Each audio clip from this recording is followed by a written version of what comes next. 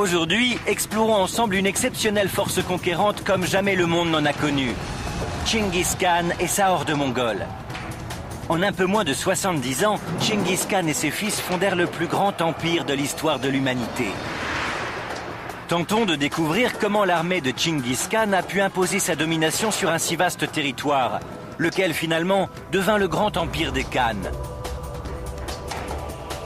Pour le découvrir, je construirai une guerre dans la steppe de Mongolie. Et comme un guerrier mongol, je tirerai à l'arc tout en montant à cheval. Et enfin, grâce à l'ADN, je retrouverai l'héritage génétique de ce génie militaire que fut Chinggis Khan. À la recherche de la vérité, je ne reculerai devant rien.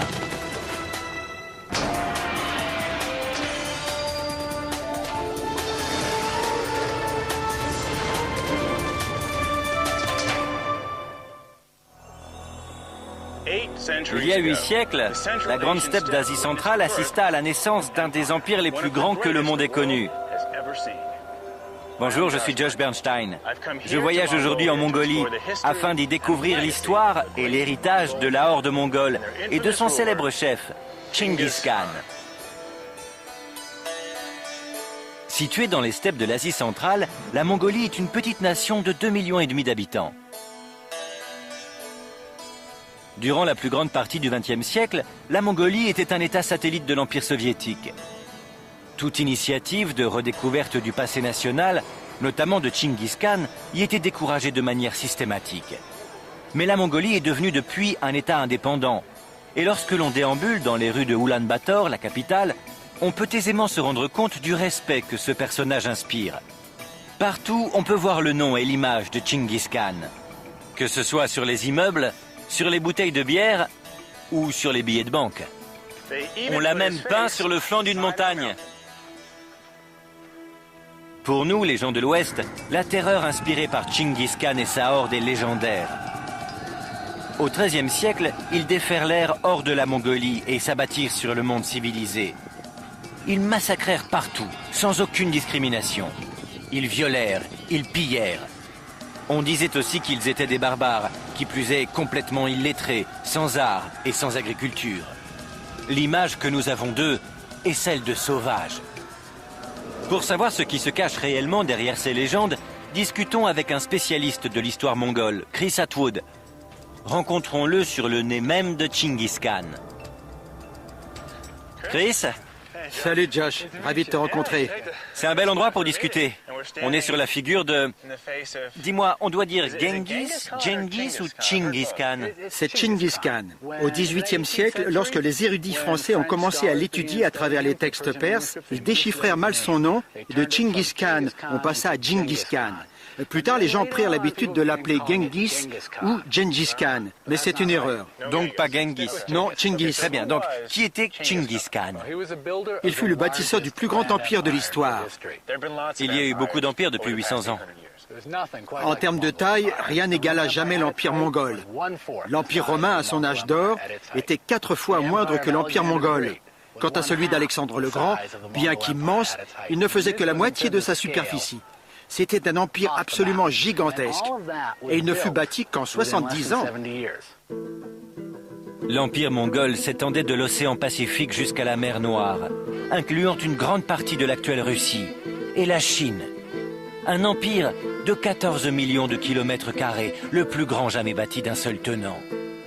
Les Mongols triomphèrent des civilisations les plus avancées technologiquement, à savoir la Chine, la Perse et l'Europe. On arrive à comprendre pourquoi les Mongols d'aujourd'hui vénèrent Chinggis Khan. C'est lui qui a fondé leur nation. C'est lui qui, en les sortant de leur isolement et de leur éparpillement en tribus, a fait d'eux une nation dominant toute l'Eurasie.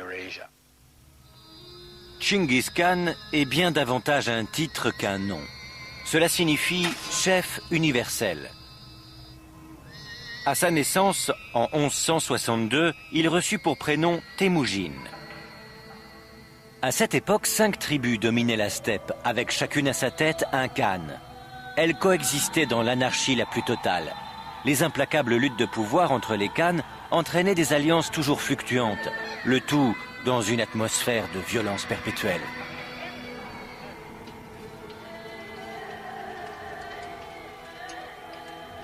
Temujin perdit son père empoisonné par une tribu rivale, alors qu'il n'avait que 9 ans. Il eut alors cette idée que tous les nomades devraient se rassembler sous le commandement d'un seul khan, afin de bouter leurs ennemis hors de la steppe. Il fut inspiré par une ancienne légende. 5 frères, tout comme les 5 tribus, se combattaient avec acharnement. Leur mère arriva et leur ordonna d'arrêter. Elle leur dit « Prenez chacun une flèche et brisez-la ». Puis elle leur tendit 5 flèches liées entre elles. Elle leur demanda de les briser, elles aussi. Si comme ces flèches vous restez liés tous les 5, vous resterez invincibles. À partir de ce jour, le rêve de Temujin fut d'unifier les 5 tribus pour ensuite mettre à profit l'exceptionnelle force du nouveau peuple nomade unifié.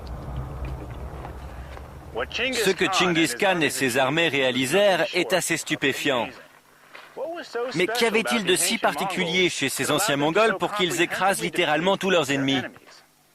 Pour le découvrir, je me rends à l'Université nationale de Mongolie pour y rencontrer l'archéologue Tumen Dashseveg. En 2004, cette femme dirigea une fouille archéologique au cours de laquelle elle fit l'incroyable découverte de 7 anciennes tombes signalées par une unique pierre. Je vous en prie, entrez. C'est notre réserve. Nous y conservons l'ensemble de nos découvertes archéologiques. Qu'y a-t-il dedans? Il y a des crânes. Des crânes? Oui. Le professeur Dashseveg prend une de ces boîtes pour me la montrer. C'est le crâne d'une femme. Le reste de son squelette est déjà installé dans la pièce à côté.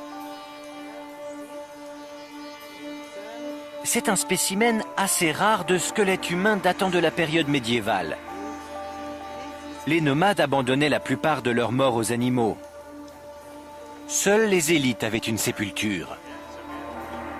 L'archéologue m'explique que cette découverte royale a apporté de nombreux indices pour la connaissance de la vie à l'époque des Khans. On sait donc quand elle a vécu. Oui, elle a vécu exactement à l'époque de Chinggis. À la même période. Oui, absolument. Elle a vécu entre 1190 et 1230. Alors il se peut qu'elle ait connu Chinggis Khan.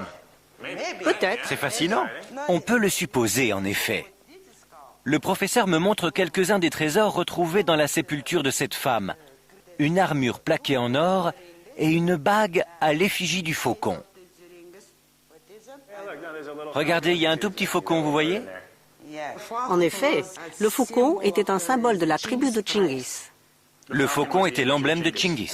Tout à fait.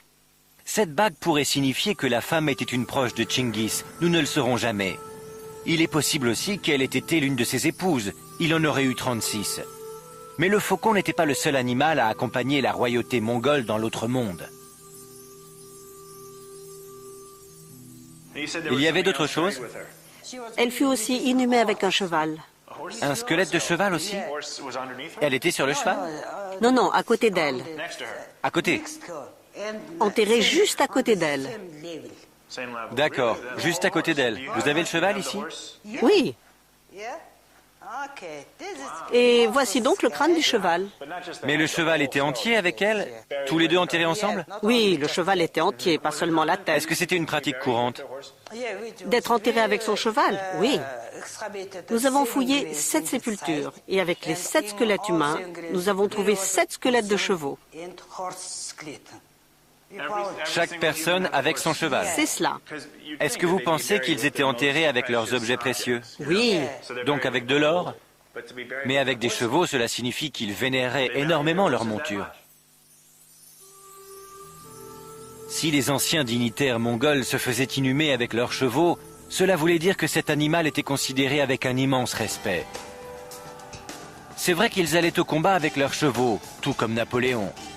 Mais lui, il ne s'est pas fait enterrer avec. Mais pourquoi les chevaux revêtaient-ils une si grande importance dans l'empire des Khans? Tout cela, je vais le savoir bientôt. Mais avant cela, je vais découvrir le sol poussiéreux de la steppe. Je suis à la recherche des secrets qui se dissimulent derrière les hordes sanguinaires de Chinggis Khan au XIIIe siècle.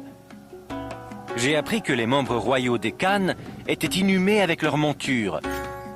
En explorant cette relation qui liait les Mongols à leurs chevaux, il se peut que je comprenne comment ils ont pu conquérir la moitié de l'Eurasie en seulement 70 ans. Je quitte la capitale Oulan-Bator pour me diriger vers les grandes steppes centrales. Je voudrais observer de plus près les descendants de ces chevaux que les hommes de Tchinguis Khan estimaient tant. Il m'a dit tu sortiras de la route et tu verras un gars avec des chevaux, ce sera moi. Enki est guide et interprète. Il a gentiment proposé de me montrer la steppe, mais à la façon mongole, à savoir à cheval. Enki, Salut Josh. comment vas-tu? Bien et toi? Sois le bienvenu sur la steppe, content de te rencontrer. Ah, tu plaisantais pas, on va vraiment faire une balade? Ils doivent être heureux ici. Ça oui. Salut mon gars, tu vas bien? Ce sont vraiment de petits chevaux, hein? Oui, mais ils sont résistants, tu sais. C'est vrai que les chevaux européens sont plus grands. Mais Comme ça. oui, les nôtres ne mesurent pas plus d'1m40. Mais ils ont l'air costauds. Ils sont trapus, certainement très robustes. Ils évoluent en liberté dans la steppe. Ils ont de la bonne herbe. De l'herbe? On leur donne rien d'autre? Non, rien du tout. Que de l'herbe? Oui, exclusivement. On fait un tour? Oui, allons chez des amis de ma famille. Ce sont des nomades. Enki m'explique qu'il y a en Mongolie 13 chevaux par habitant. J'ai toujours rêvé d'en monter un. La première fois, c'est un défi. La plupart du temps, ils vivent en liberté dans les grandes steppes. Les nomades les montent juste quand ils en ont besoin. Ce mode de vie les rend un petit peu incontrôlables. Ça se présente bien? Et ils se montrent à la hauteur de leur réputation, comme ici, lorsque le cheval d'Enki s'approche d'un peu trop près.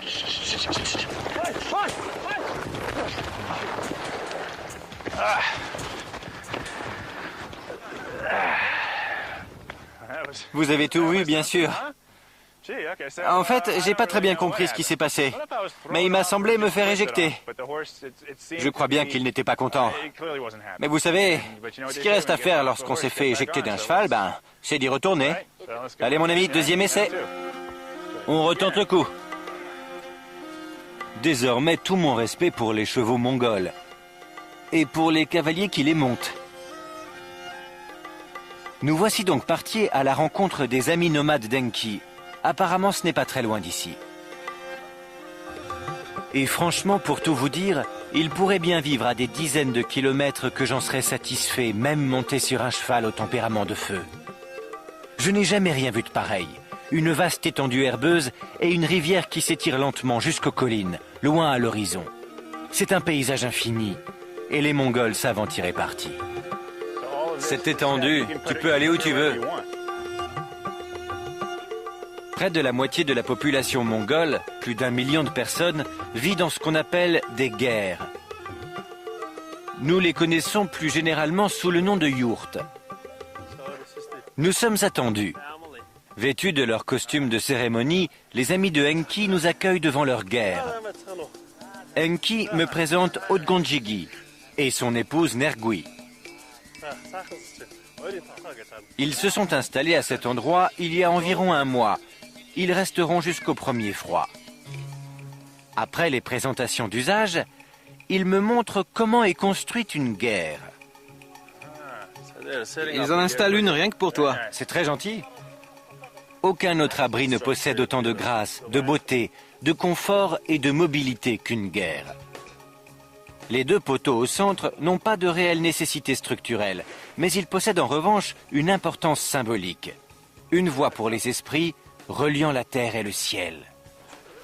Ce tissu sera visible de l'intérieur, une sorte de papier peint.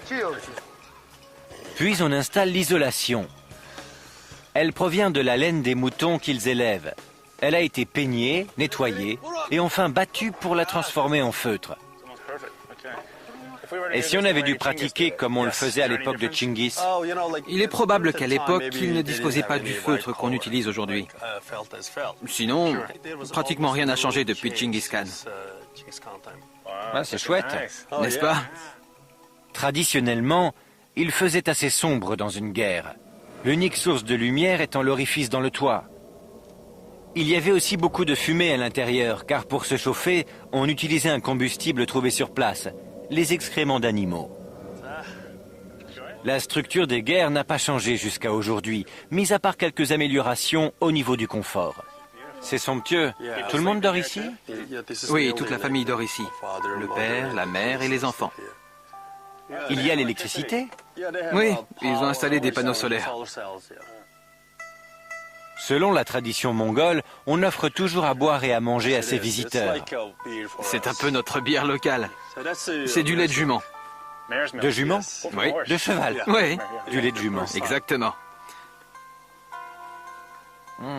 Comment tu trouves ça? C'est fermenté. C'est comme du lait fermenté. C'est bon? C'est bon. On laisse le lait de jument fermenter. On dirait qu'on y a ajouté de la bière légère. Voilà à quoi ça me fait penser. Après un repas ou une boisson, il y a une autre coutume. On prise. Toi aussi, tu vas pouvoir priser. Priser? Vas-y, on y va. Ah ouais? C'est sympa, hein? Sympa. Puis dehors, nous regardons les enfants qui montent leurs chevaux. Ce sont d'excellents cavaliers. C'est sûr. Ils sont forts. Et même le plus jeune, qui a seulement 5 ans, monte avec beaucoup d'aisance. Tous les enfants grandissent comme ça? Oui. Petits, ils montent comme ça. On les met sur les chevaux avant même qu'ils ne marchent. Ah bon? Oui. Enki m'explique que pour bâtir son empire, Tchinguis a parfaitement su exploiter les aptitudes équestres des Mongols. Mais un obstacle persistant demeurait. Les raids entre tribus et les guerres existaient toujours. Alors qu'il n'était encore que Temujin, il découvrit un moyen de briser cette habitude et d'unifier les nomades. Il rejeta la suprématie de la tribu en faisant en sorte que chaque groupe familial reste loyal à son clan local. Avant même de privilégier ses proches, Temujin donnait une promotion aux hommes les plus courageux à la bataille. Il épargnait les hommes les moins gradés. Les invitant à rejoindre son propre clan, il les traitait en égaux. On raconte même qu'un jour, il félicita un soldat ennemi qu'il avait pourtant blessé à la joue. Il lui offrit une place d'honneur. De cette manière, Temujin brisait toutes les anciennes attaches et les vieilles rivalités.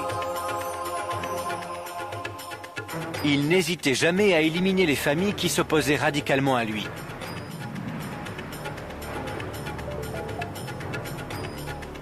Sa méthode de prédilection pour tuer les chefs récalcitrants était de leur briser la colonne vertébrale à l'aide d'une lance.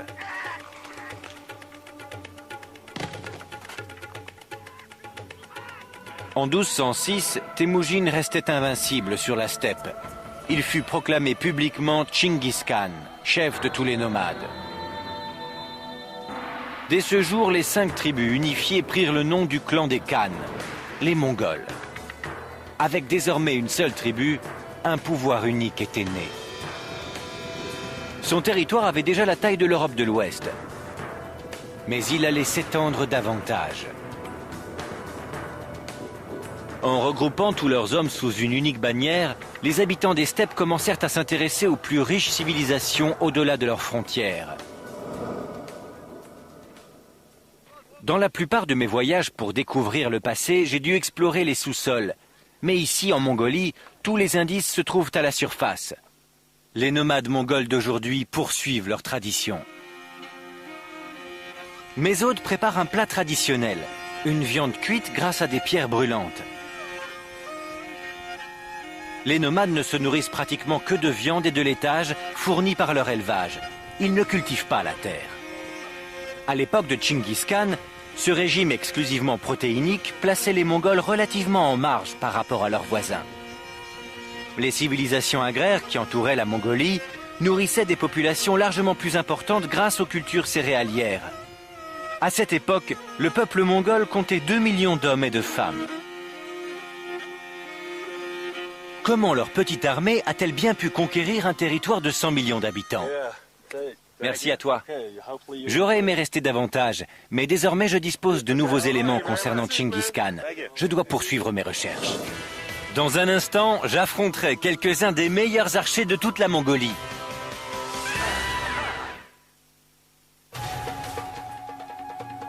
J'ai pu me rendre compte que le mode de vie des nomades des steppes n'est pas très différent aujourd'hui de ce qu'il était à l'époque des Khan. Vivant dans des guerres, ils dépendent de leurs chevaux pour les transports et la nourriture. Temujin, qu'on appellera plus tard Chinggis Khan, avait su tirer parti de la robustesse du peuple nomade, ainsi que de son mode de vie. Je me rends au Musée national de l'histoire du peuple mongol pour tenter d'y découvrir ce qui a fait de ces chasseurs nomades des guerriers conquérants. L'archéologue très renommé Bira Shakdar va m'éclairer dans mes recherches. Voici Chinggis Khan, le père fondateur de la nation mongole. Il est représenté ici avec ses deux bannières, la blanche pour la paix, la noire pour la guerre.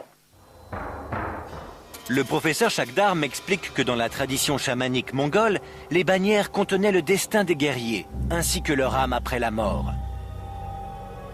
Il vouait un culte au dieu du ciel. Chinggis Khan lui-même prétendait que ce dernier lui avait ordonné de diriger le monde. Selon lui, l'ordre de devenir un grand leader mondial lui venait directement de Dieu. Il semblerait donc que sa vision de l'Empire dépassait largement celle plus traditionnelle des Khan. Oui, Chinggis pensait qu'il ne devait y avoir qu'un unique Khan. Comme il n'y a qu'un unique soleil dans le ciel, c'était cela, il ne devait y en avoir qu'un seul. Lui-même. Oui, lui-même, bien entendu. Chinggis Khan pensait qu'il avait été choisi par Dieu. Il ne se préoccupait pas de la classe, du statut social, ni des liens du sang. Si vous alliez dans son sens, il vous récompensait. Dans le cas contraire, il vous tuait. Sitôt que toutes les tribus furent unifiées, Chinggis Khan interdit tout raid à l'intérieur des frontières mongoles. Désormais, avec ses nouvelles responsabilités à l'égard du reste du monde et ordonné par Dieu, Chinggis n'avait d'autre choix que de conquérir. Mais son armée, avec seulement 30 000 hommes, était bien inférieure à celle de ses voisins. L'armée chinoise était plus nombreuse, et bien souvent, il n'y avait qu'un seul combattant mongol pour au moins 2 soldats adverses. Alors comment Chinggis Khan a-t-il pu malgré tout écraser ses ennemis ?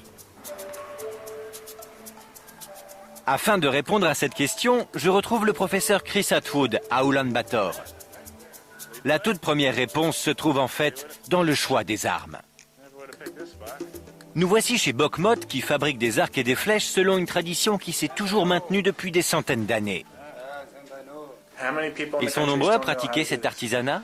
Je crois qu'ils sont 3, 2 à Ulaanbaatar, 1 en province. Il dit que c'est une tradition dans sa famille. Son père, son grand-père fabriquaient des flèches comme lui aujourd'hui. Les arcs sont fabriqués à partir de 3 matériaux différents. La corne, le bois, le tendon.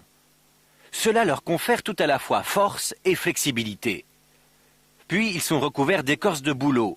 Bokmot m'explique qu'à l'époque de Chinggis Khan, les combattants fabriquaient eux-mêmes leurs arcs. C'est vraiment très flexible, regardez ça. Mais regardez. La forme de cet arc est particulière. Ses extrémités sont recourbées vers l'avant. La tension est ainsi plus forte et l'efficacité plus importante que sur un grand arc classique. Une arme puissante. Hein.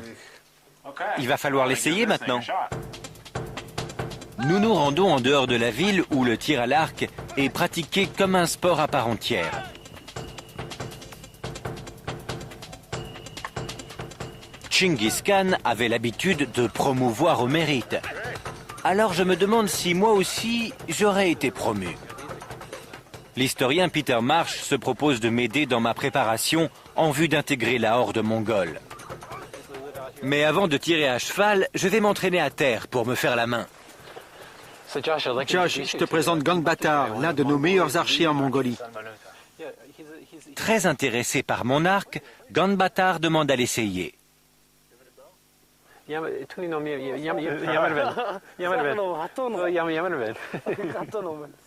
Là, je ne saisis pas vraiment la blague, mais je vais comprendre. Il me donne une petite pièce en corne afin de protéger mon pouce, puis me donne une rapide leçon de maniement. Comme ceci. Ensuite, je peux tirer. Oui, je comprends. On ne tire pas de cette manière-là. Non, tu tires avec ton pouce. Il est protégé avec le petit instrument. Bon, on verra bien. Faisons un essai, ok?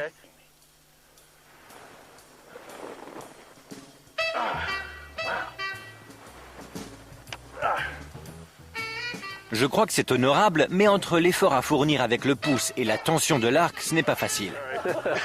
L'arc est beaucoup plus fort que l'archer. La force de tension de cet arc est de 45 kilos. Qu'est-ce que ça fait mal!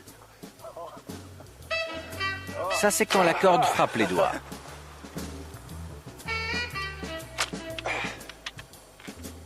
C'est mieux. Et puis, quelque chose me dit que pour Gunbattar, c'est plus facile. On échange pour voir.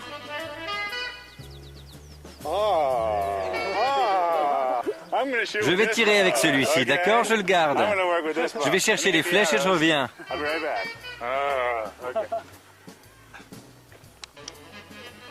Il m'a fait débuter avec l'arc le plus difficile. Par contre, lui, il avait un arc bien plus facile à manier.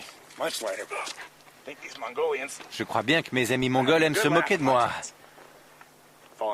Le cheval d'abord, puis maintenant l'arc. Donc, je tire avec l'arc de Gunbattar. Je le tiens bien? Ah, sympa.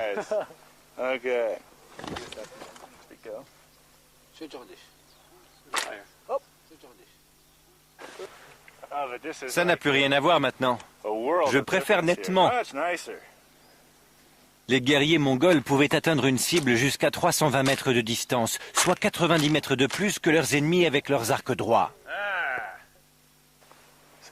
Donc ils devaient accomplir tous ces gestes et garder le contrôle de leurs chevaux? Je réalise que manipuler un arc et galoper tout à la fois, c'est un véritable défi. Il est temps pour moi de savoir si j'aurais pu être un bon guerrier mongol.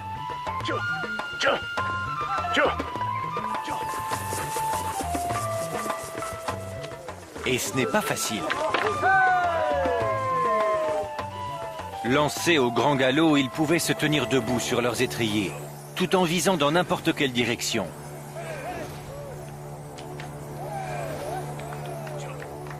Le cheval et l'arc formaient une combinaison parfaite.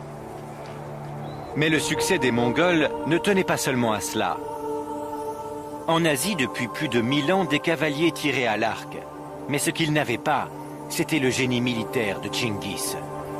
Non seulement il avait parfaitement su utiliser la double compétence de ces hommes, qui étaient à la fois de grands cavaliers et d'excellents archers, mais il avait ajouté à cela un nouvel élément, et pas des moindres: l'organisation.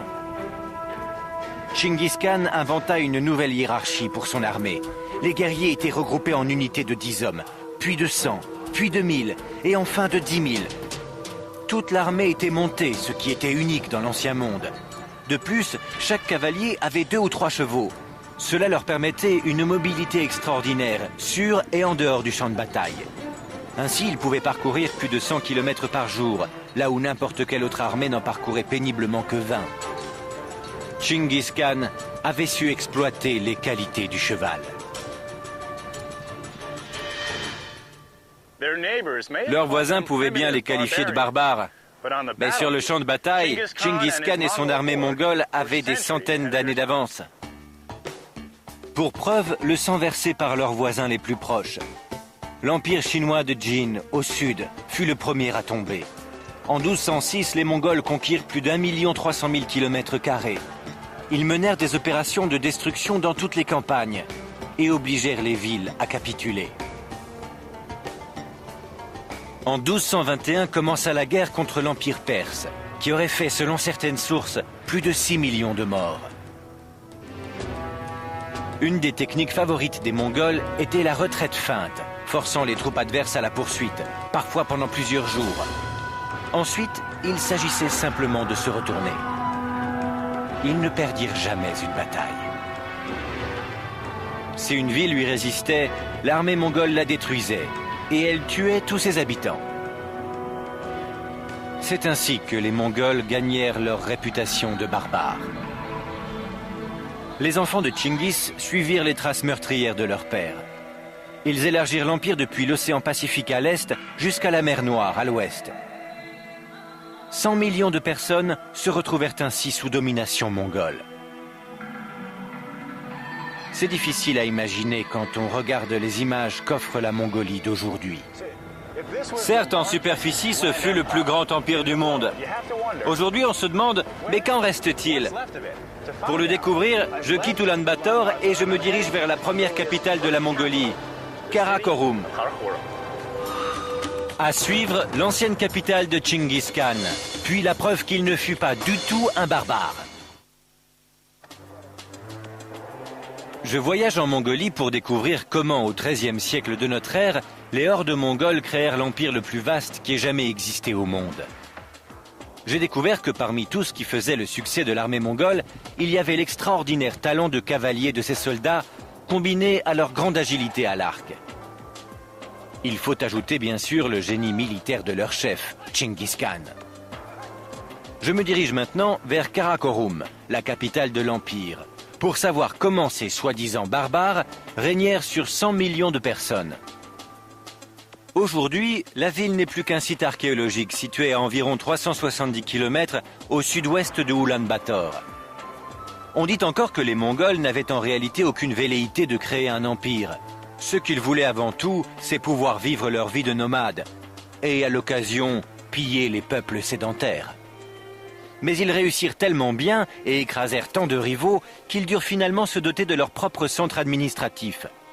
Me voici à nouveau en compagnie de Chris Atwood sous les murs du monastère du XVIe siècle construit sur les ruines de Karakorum. Ce monastère fut construit avec les pierres de l'ancienne ville de Karakorum. Et le vrai site de la ville? Là-bas. On va jeter un œil? Oui, allons-y. À cet endroit précis, nous avons les ruines les mieux préservées de l'ancienne cité du XVIe siècle. Ici, il y avait les bâtiments de la cité? Oui, il nous reste ici quelques bases d'anciennes fondations. Il reste beaucoup de choses à découvrir? Énormément de choses. Regarde par terre. Ceci est probablement un fragment d'une des tuiles du toit du palais, ou bien d'un temple, ou peut-être d'autres choses. On ne sait pas encore. De l'époque des Khan? Effectivement, tu tiens dans ta main un fragment de céramique émaillée du XIIIe siècle. Et celui-là? Oui aussi. Il y en a partout. Ça devait être un toit absolument magnifique. On les repose à leur place. Oui. Ces bases de piliers et ces fragments de tuiles, c'est tout ce qui émerge de l'ancienne ville. Mais au XIIIe siècle, un missionnaire flamand, William de Rubruck, décrivit ses voyages en Asie centrale, où il avait sans succès d'ailleurs tenté de convertir les Mongols. Il décrivit Karakorum en détail. Les premières pierres furent posées par le propre fils de Tchinguis Khan, Ögedei Khan. C'était une petite ville, couvrant une superficie de seulement quelques kilomètres carrés. Elle était entourée d'une banlieue de guerre. Il y avait 4 marchés, un à chaque entrée de la ville. 10 000 personnes habitaient la cité. On y trouvait 12 lieux de culte, tous consacrés à des religions différentes. Une diversité comme on n'en aurait trouvé nulle part ailleurs dans le monde médiéval. Le palais où vivait Ögedei était le joyau de la cité, avec ses décors complexes et son toit de tuiles rouges et vertes. Pourquoi un peuple nomade de gardiens de troupeaux avait-il besoin d'un palais? Eh bien, ce palais servait à conserver toutes les richesses que les Mongols avaient accumulées. Pas seulement des richesses matérielles, qui ne les intéressaient pas particulièrement, mais des artisans, des personnes dotées d'un savoir-faire. Tous étaient des gens qu'ils avaient ramenés avec eux de leur conquête.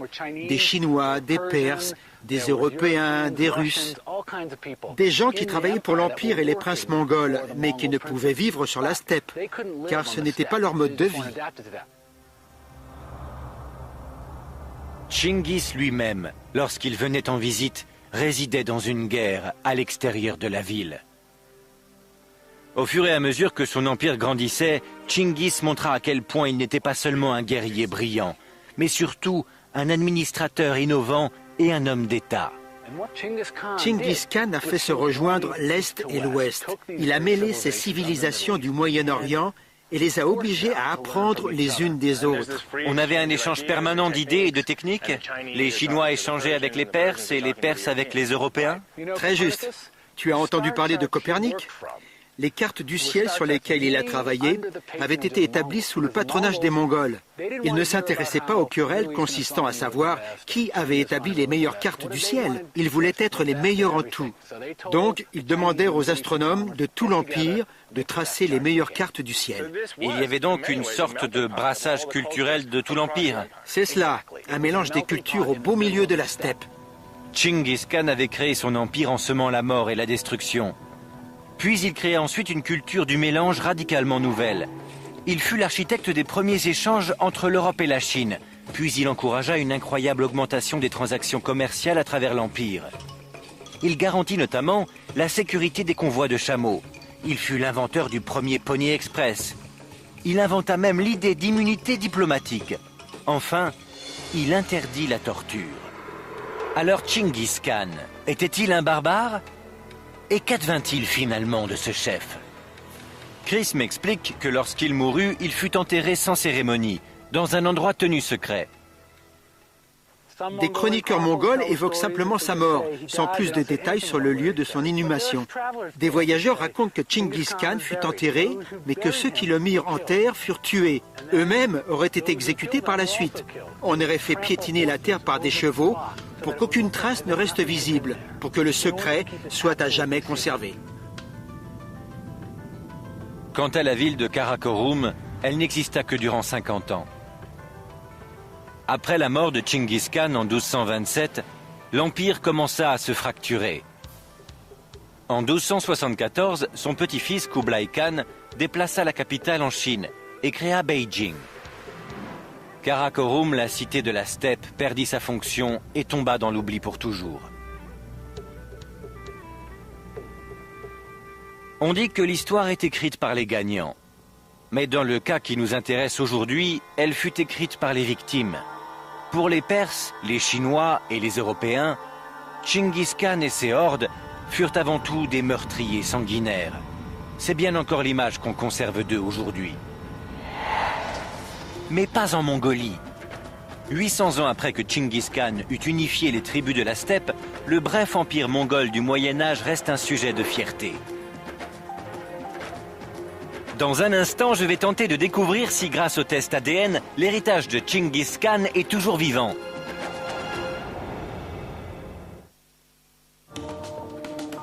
J'ai pu découvrir que malgré leur extrême violence dans leur conquête, nos soi-disant barbares mongols du XIIIe siècle dirigeaient tout de même leur empire avec une certaine tolérance.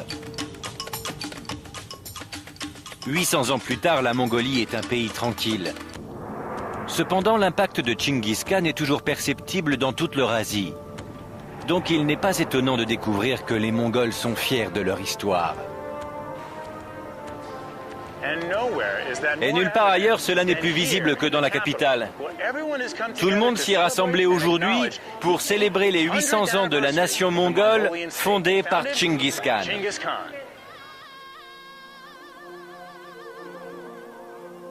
Nous voici pendant le festival annuel de Nadaam, qui chaque année rassemble les Mongols autour de leurs deux grandes fiertés nationales, l'équitation et le tir à l'arc. Leurs conquêtes donnèrent aux Mongols un statut radicalement nouveau. D'un seul coup, ils passèrent d'une position de nomades considérés comme arriérés et ridiculisés par leurs voisins se pensant plus civilisés, à une position de maître de l'univers. Tchingis Khan inscrivit la Mongolie sur les cartes.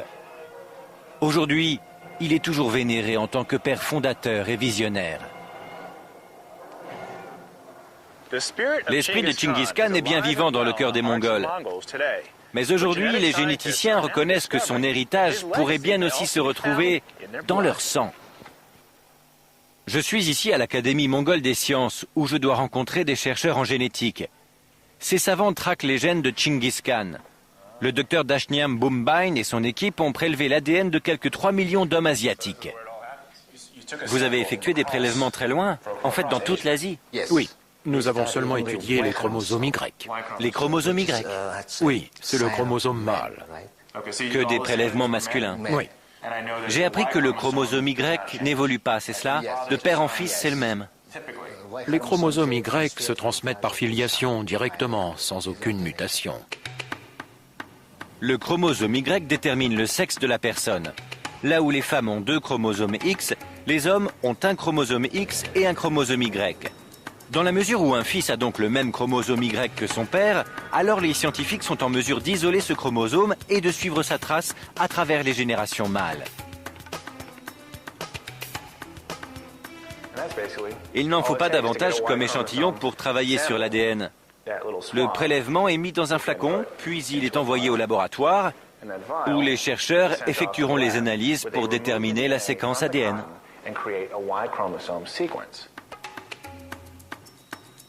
Le docteur Boombein, en analysant l'ensemble des données, a pu déterminer qu'une branche de l'arbre généalogique se distingue très nettement dans la population mongole.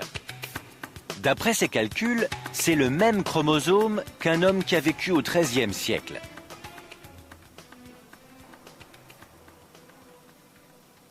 Quelqu'un de très occupé, qui a dû avoir de nombreux enfants. D'après les données et nos calculs, il s'agit bel et bien de Genghis Khan. Comment pouvez-vous savoir qu'il s'agit bien de l'ADN de Genghis Khan? Vous n'avez pas de reste. Cela pourrait être quelqu'un d'autre vivant à la même époque. Il y a 2 choses. L'une est l'étude génétique. L'autre concerne les données historiques. Les archives nous ont renseigné sur bien des points. Qui était Genghis Khan?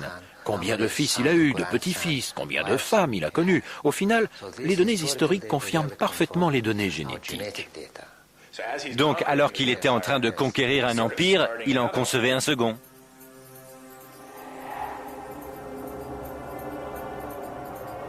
Genghis et ses fils après lui eurent des centaines de concubines. Et ils se firent donc un devoir de distribuer leurs semences à travers toutes les contrées qu'ils traversaient. La combinaison entre les massacres massifs de leur première campagne et la dissémination de leurs propres gènes à large échelle semble avoir effectivement porté ses fruits. 800 ans plus tard, le festival de Nadaam, rassemblant des visiteurs de tout le pays, s'avère être en définitive bien plus qu'une fête commémorative. C'est une grande fête de famille.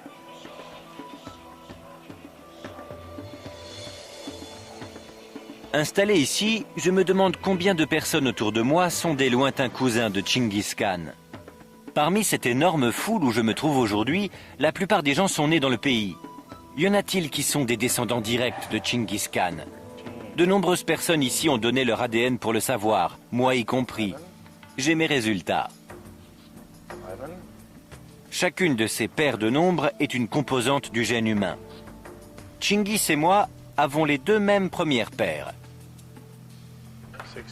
Mais pour la suite, rien à voir. Non. Non. Trop de différence sur la suite. Je reconnais qu'il y avait peu de chance. En revanche, voici les résultats pour les autres membres de l'équipe, dont nos 2 techniciens. Ce sont eux qui nous ont assistés dans toute la logistique sur ce reportage en Mongolie. Ils attendent sagement. Pour l'un d'entre eux, ça colle. Et le gagnant est... Baggy! C'est pas génial? Bien, je te montre. Presque toutes les paires correspondent. Merci. Baggy Khan. Cela montre tout simplement que la progéniture de Genghis Khan est partout dans ce pays. C'est d'ailleurs quelque chose dont le peuple mongol est fier. De nombreuses autres personnes en Mongolie peuvent prétendre avoir le même ancêtre royal que Baggy. Le docteur Boombein estime qu'à travers les terres qu'il a conquises, 8% de la population descend de Genghis Khan. À travers le monde, cela représenterait 1 personne sur 200. L'estimation nous permet de conclure que cette grande famille aurait 32 millions de membres. Cela fait de lui le plus célèbre patriarche de toute l'histoire de l'humanité. Un génie militaire comme le monde n'en a pas connu d'autre, et dont le sang continue à couler aujourd'hui dans les veines de millions de personnes. L'empire de Genghis Khan fait définitivement partie de l'histoire, mais son héritage, lui, est bien vivant et participe toujours au renouvellement de notre humanité.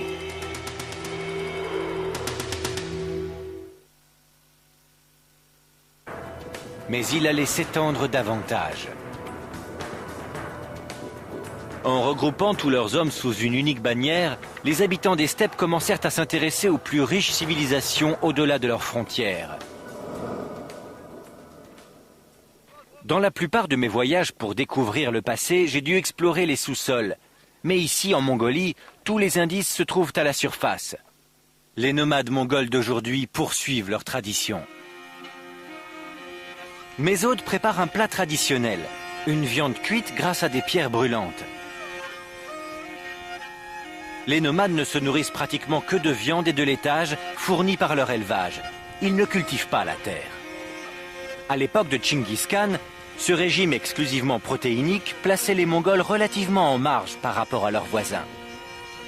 Les civilisations agraires qui entouraient la Mongolie nourrissaient des populations largement plus importantes grâce aux cultures céréalières.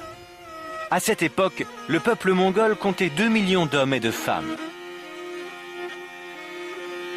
Comment leur petite armée a-t-elle bien pu conquérir un territoire de 100 millions d'habitants?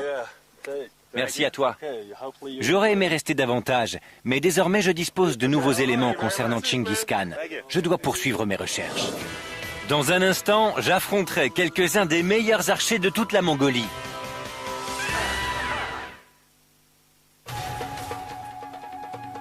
J'ai pu me rendre compte que le mode de vie des nomades des steppes n'est pas très différent aujourd'hui de ce qu'il était à l'époque des Khans. Vivant dans des guerres, ils dépendent de leurs chevaux pour les transports et la nourriture. Temujin, qu'on appellera plus tard Tchingiz Khan, avait su tirer parti de la robustesse du peuple nomade, ainsi que de son mode de vie.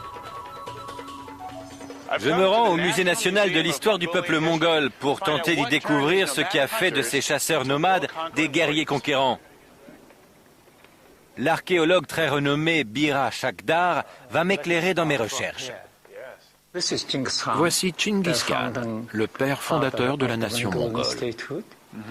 Il est représenté ici avec ses deux bannières, la blanche pour la paix, la noire pour la guerre. Le professeur Shakdar m'explique que dans la tradition chamanique mongole, les bannières contenaient le destin des guerriers, ainsi que leur âme après la mort. Il vouait un culte au dieu du ciel. Tchingiz Khan lui-même prétendait que ce dernier lui avait ordonné de diriger le monde. Selon lui, l'ordre de devenir un grand leader mondial lui venait directement de Dieu. Il semblerait donc que sa vision de l'Empire dépassait largement celle plus traditionnelle des Khans. Oui, Tchingiz pensait qu'il ne devait y avoir qu'un unique. Aujourd'hui, on se demande, mais qu'en reste-t-il? Pour le découvrir, je quitte Ulaanbaatar et je me dirige vers la première capitale de la Mongolie, Karakorum. À suivre, l'ancienne capitale de Tchingiz Khan, puis la preuve qu'il ne fut pas du tout un barbare. Je voyage en Mongolie pour découvrir comment, au XIIIe siècle de notre ère, les hordes mongoles créèrent l'empire le plus vaste qui ait jamais existé au monde. J'ai découvert que parmi tout ce qui faisait le succès de l'armée mongole, il y avait l'extraordinaire talent de cavalier de ces soldats, combiné à leur grande agilité à l'arc. Il faut ajouter bien sûr le génie militaire de leur chef, Tchingiz Khan. Je me dirige maintenant vers Karakorum, la capitale de l'Empire, pour savoir comment ces soi-disant barbares régnèrent sur 100 millions de personnes. Aujourd'hui, la ville n'est plus qu'un site archéologique situé à environ 370 km au sud-ouest de Ulaanbaatar. On dit encore que les Mongols n'avaient en réalité aucune velléité de créer un empire. Ce qu'ils voulaient avant tout, c'est pouvoir vivre leur vie de nomades et à l'occasion piller les peuples sédentaires. Mais ils réussirent tellement bien et écrasèrent tant de rivaux qu'ils durent finalement se doter de leur propre centre administratif. Me voici à nouveau en compagnie de Chris Atwood sous les murs du monastère du XVIe siècle construit sur les ruines de Karakorum. Ce monastère fut construit avec les pierres de l'ancienne ville de Karakorum. Et le vrai site de la ville? Là-bas. On va jeter un œil? Oui, allons-y. À cet endroit précis, nous avons les ruines les mieux préservées de l'ancienne cité du XVIe siècle. Ici, il y avait les bâtiments de la cité? Oui, il nous reste ici quelques bases d'anciennes fondations. Il reste beaucoup de choses à découvrir? Énormément de choses. Regarde par terre. Ceci est probablement un fragment d'une des tuiles du toit du palais, ou bien d'un temple, ou peut-être d'autre chose, on ne sait pas encore. De l'époque des Khan? Effectivement, tu tiens dans ta main un fragment de céramique émaillée du XIIIe siècle. Et celui-là? Oui aussi. Il y en a partout. Ça devait être un toit absolument magnifique. On les repose à leur place. Oui. Ces bases de piliers et ces fragments de tuiles, c'est tout ce qui émerge de l'ancienne ville. Mais au XIIIe siècle, un missionnaire flamand, William de Rubruck, décrivit ses voyages en Asie centrale, où il avait sans succès d'ailleurs tenté de convertir les Mongols. Il décrivit Karakorum en détail. Les premières pierres furent posées par le propre fils de Chinggis Khan, Ogodei Khan. C'était une petite ville, couvrant une superficie de seulement quelques kilomètres carrés. Elle était entourée d'une banlieue de guerre. Il y avait 4 marchés, un à chaque entrée de la ville. Regardez, il y a un tout petit faucon, vous voyez? En effet, le faucon était un symbole de la tribu de Chinggis. Le faucon était l'emblème de Chinggis. Tout à fait. Cette bague pourrait signifier que la femme était une proche de Chinggis. Nous ne le saurons jamais. Il est possible aussi qu'elle ait été l'une de ses épouses. Il en aurait eu 36. Mais le faucon n'était pas le seul animal à accompagner la royauté mongole dans l'autre monde. Il y avait d'autres choses? Elle fut aussi inhumée avec un cheval. Un squelette de cheval aussi? Elle était sur le cheval? Non, non, à côté d'elle. À côté? Enterrée juste à côté d'elle. D'accord, juste à côté d'elle. Vous avez le cheval ici?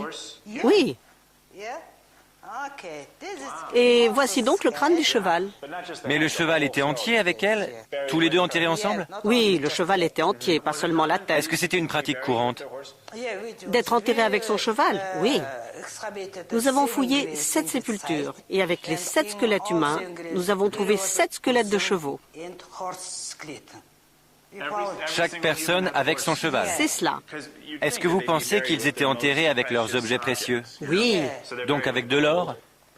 Mais avec des chevaux, cela signifie qu'ils vénéraient énormément leur monture. Si les anciens dignitaires mongols se faisaient inhumer avec leurs chevaux, cela voulait dire que cet animal était considéré avec un immense respect. C'est vrai qu'ils allaient au combat avec leurs chevaux, tout comme Napoléon. Mais lui, il ne s'est pas fait enterrer avec. Mais pourquoi les chevaux revêtaient-ils une si grande importance dans l'Empire des Khan?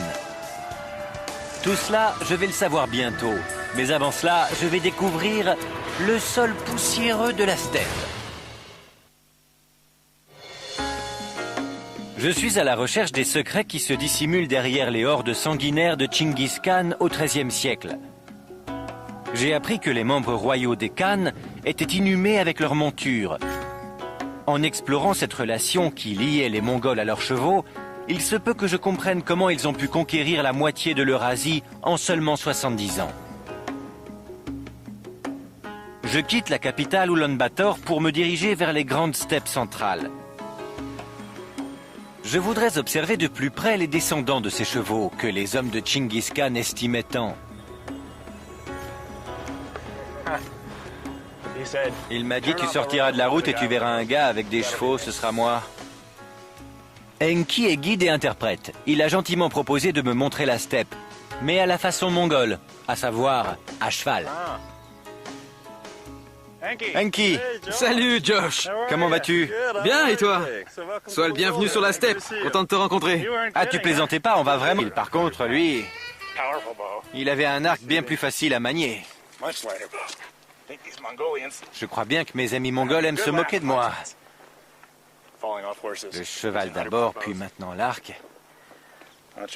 Donc je tire avec l'arc de Gonbaatar. Je le tiens bien? Ah, sympa.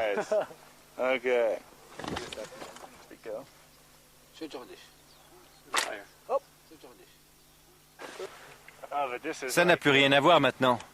Je préfère nettement. Les guerriers mongols pouvaient atteindre une cible jusqu'à 320 mètres de distance, soit 90 mètres de plus que leurs ennemis avec leurs arcs droits. Donc ils devaient accomplir tous ces gestes et garder le contrôle de leurs chevaux? Je réalise que manipuler un arc et galoper tout à la fois, c'est un véritable défi.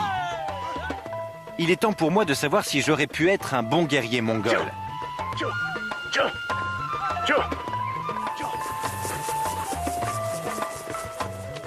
Et ce n'est pas facile. Lancés au grand galop, ils pouvaient se tenir debout sur leurs étriers, tout en visant dans n'importe quelle direction.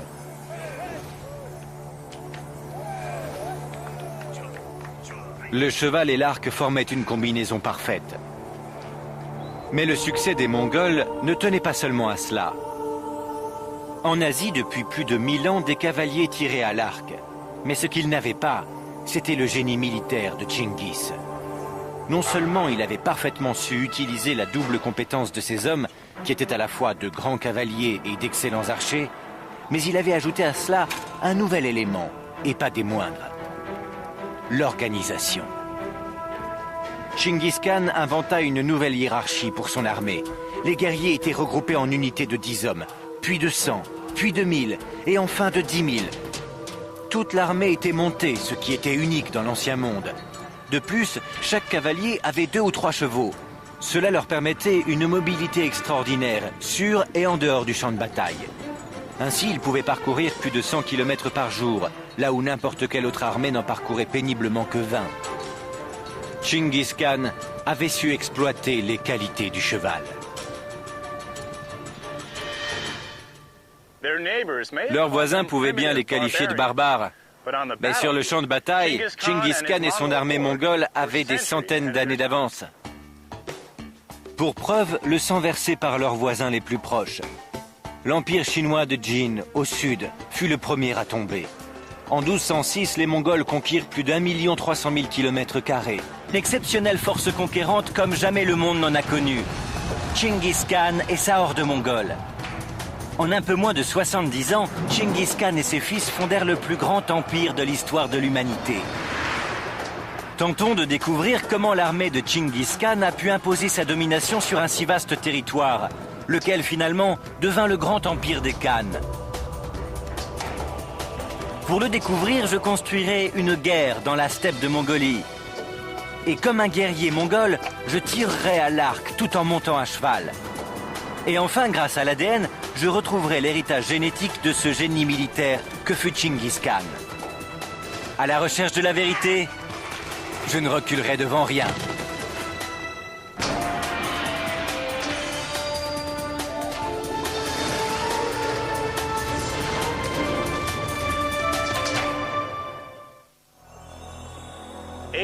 Il y a 8 siècles, la grande steppe d'Asie centrale assista à la naissance d'un des empires les plus grands que le monde ait connu. Bonjour, je suis Josh Bernstein. Je voyage aujourd'hui en Mongolie afin d'y découvrir l'histoire et l'héritage de la horde mongole et de son célèbre chef, Tchinguis Khan.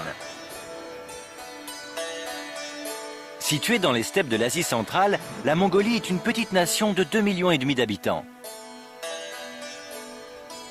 Durant la plus grande partie du XXe siècle, la Mongolie était un État satellite de l'Empire soviétique.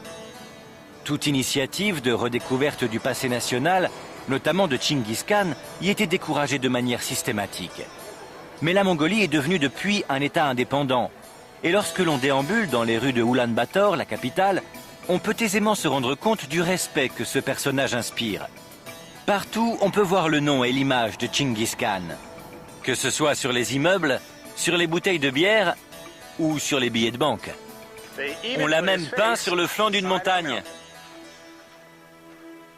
Pour nous, les gens de l'Ouest, la terreur inspirée par Tchinguis Khan et sa horde est légendaire. Au XIIIe siècle, ils déferlèrent hors de la Mongolie et s'abattirent sur le monde civilisé. Ils massacrèrent partout, sans aucune discrimination. Ils violèrent, ils pillèrent. On disait aussi qu'ils étaient des barbares, qui plus est complètement illettrés, sans art et sans agriculture.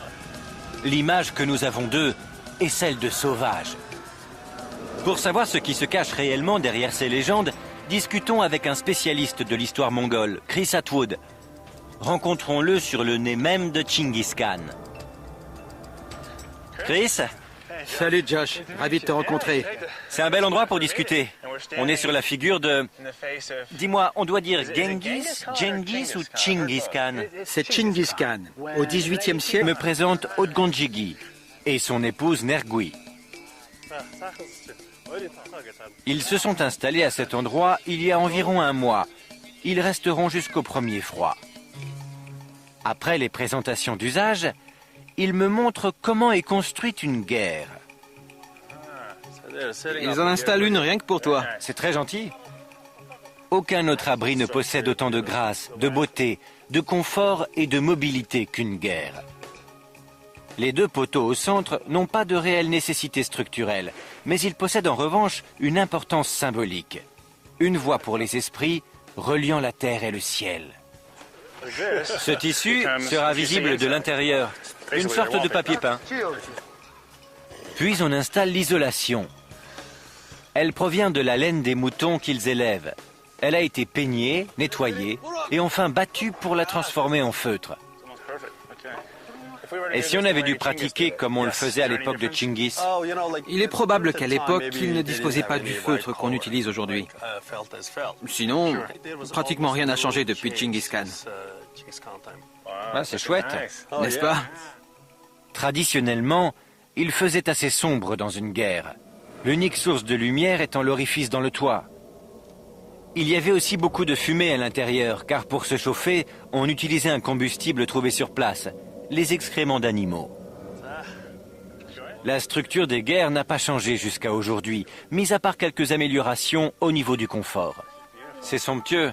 Tout le monde dort ici? Oui, toute la famille dort ici. Le père, la mère et les enfants. Il y a l'électricité? Oui, ils ont installé des panneaux solaires. Selon la tradition mongole, on offre toujours à boire et à manger à ses visiteurs. C'est un peu notre bière locale. C'est du lait de jument. De jument?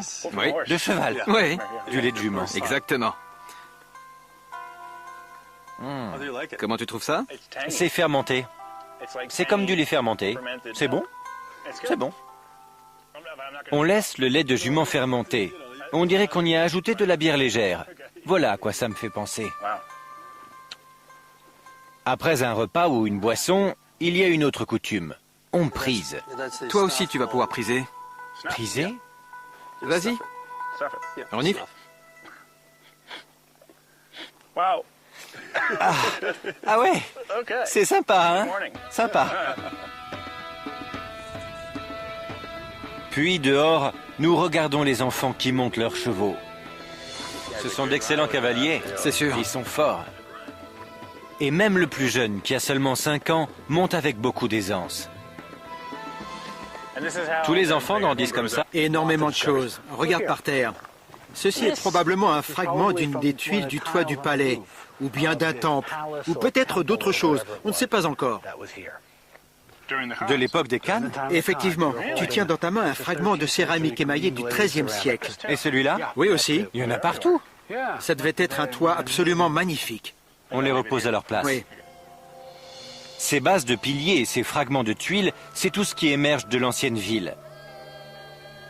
Mais au XIIIe siècle, un missionnaire flamand, William de Rubruck, décrivit ses voyages en Asie centrale, où il avait sans succès d'ailleurs tenté de convertir les Mongols. Il décrivit Karakorum en détail.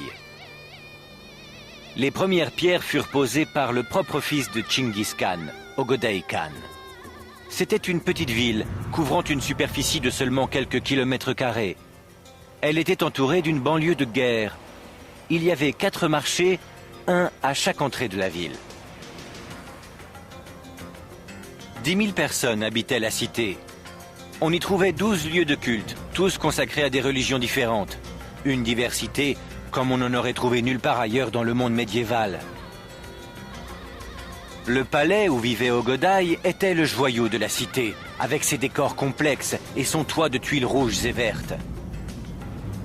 Pourquoi un peuple nomade de gardiens de troupeaux avait-il besoin d'un palais? Eh bien, ce palais servait à conserver toutes les richesses que les Mongols avaient accumulées. Pas seulement des richesses matérielles, qui ne les intéressaient pas particulièrement, mais des artisans, des personnes dotées d'un savoir-faire. Tous étaient des gens qu'ils avaient ramenés avec eux de leur conquête. Des Chinois, des Perses, des Européens, des Russes. Des gens qui travaillaient pour l'Empire et les princes mongols, mais qui ne pouvaient vivre sur la steppe, car ce n'était pas leur mode de vie. Tchinguis lui-même, lorsqu'il venait en visite, résidait dans une guerre à l'extérieur de la ville.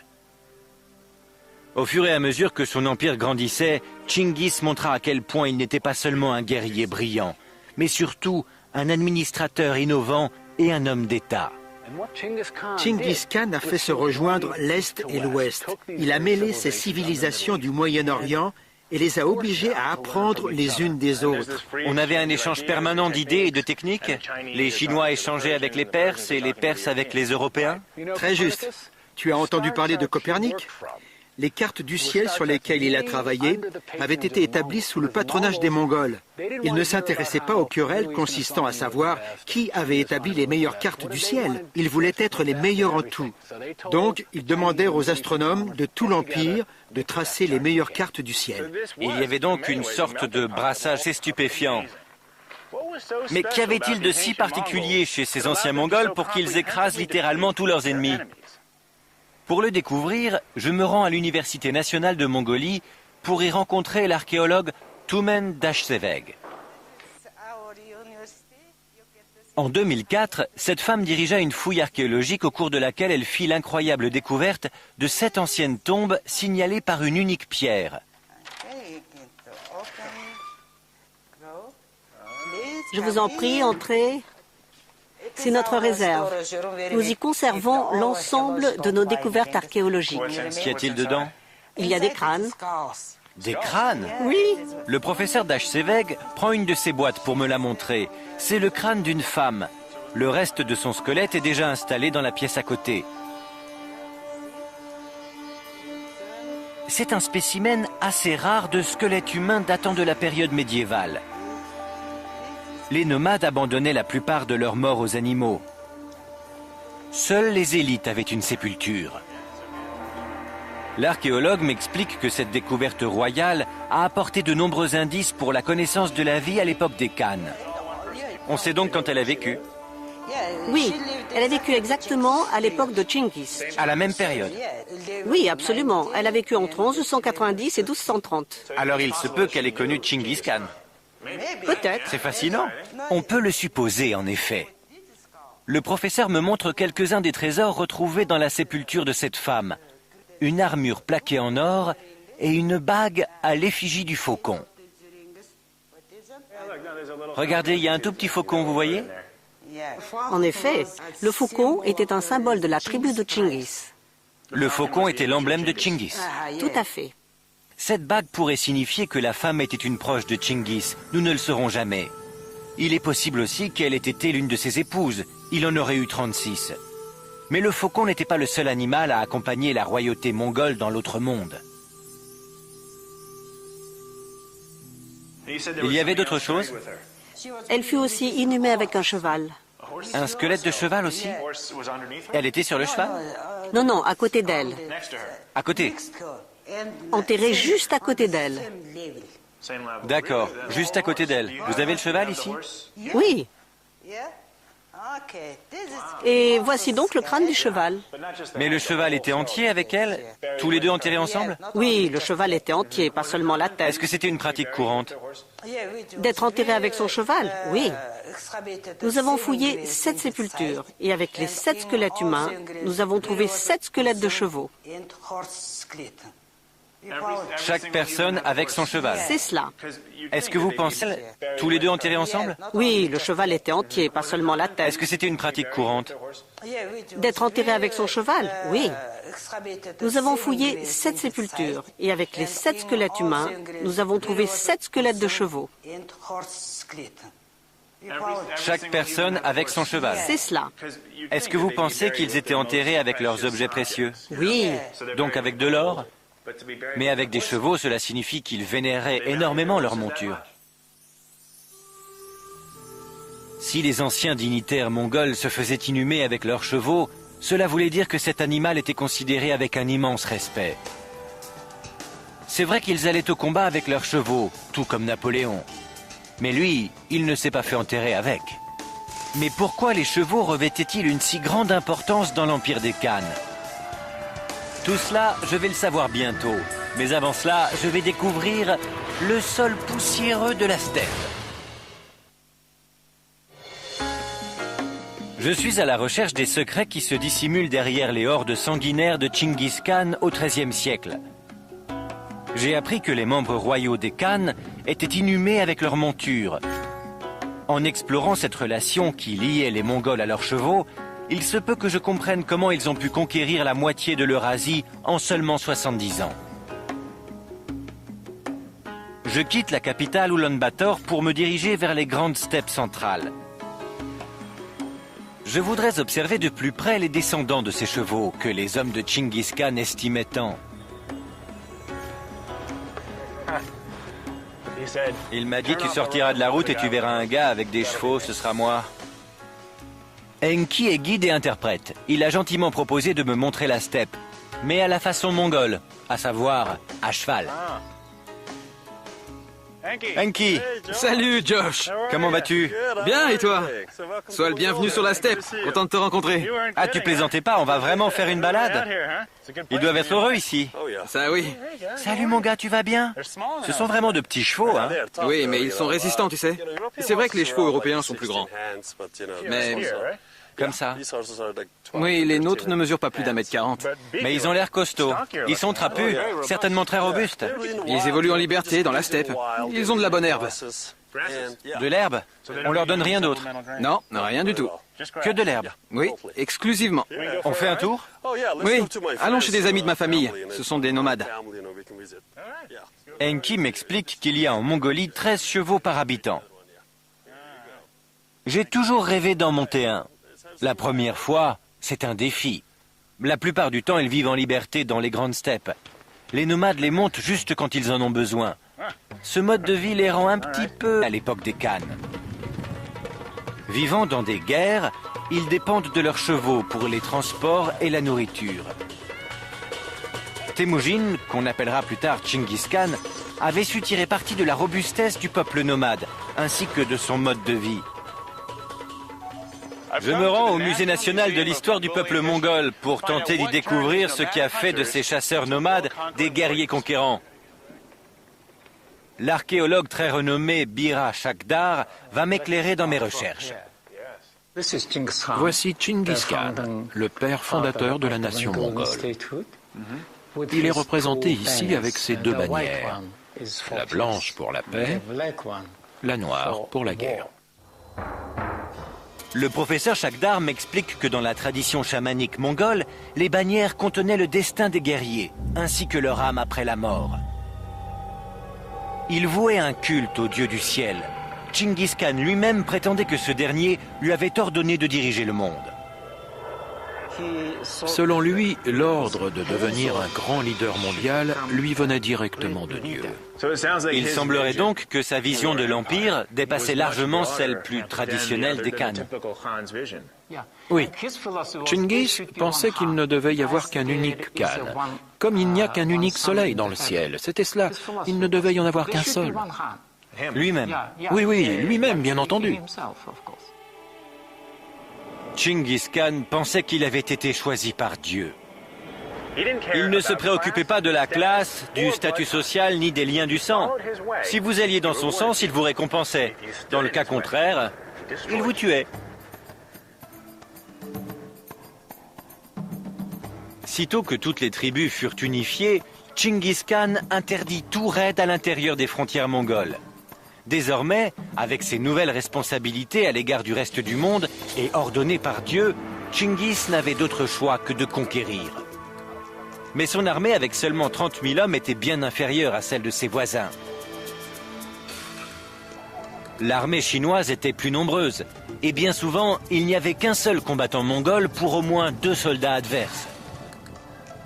Alors comment Tchinguiz Khan a-t-il pu malgré tout écraser ses ennemis ? Afin de répondre à cette question, je retrouve le professeur Chris Atwood à Oulan-Bator. La toute première réponse se trouve en fait dans le choix des armes. Nous voici chez Bokmot qui fabrique des arcs et des flèches selon une tradition qui s'est toujours maintenue depuis des centaines d'années. Ils sont nombreux à pratiquer cet artisanat? Je crois qu'ils sont 3, 2 à Oulan-Bator, 1 en province.